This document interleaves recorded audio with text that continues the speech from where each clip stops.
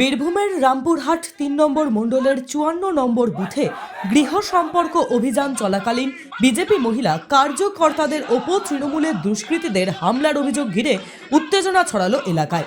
ঘটনার প্রতিবাদে রামপুরহাট থানার সামনে অবস্থান বিক্ষোভে শামিল হন বিজেপি নেতৃবৃন্দ ও কর্মীরা।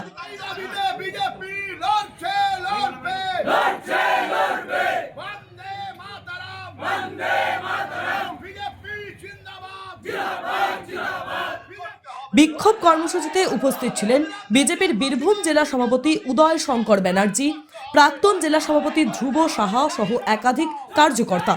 নেতৃত্বের বক্তব্য, মহিলাদের উপর এই ধরনের আক্রমণ শুধু একটি রাজনৈতিক দলের উপর নয়, গণতন্ত্রের উপর সরাসরি আঘাত।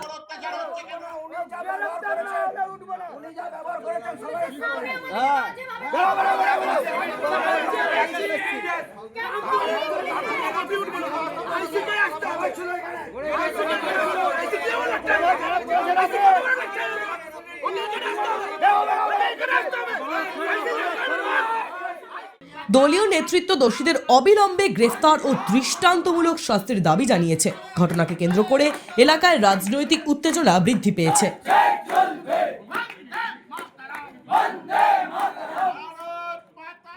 টাইমস নাও খবর।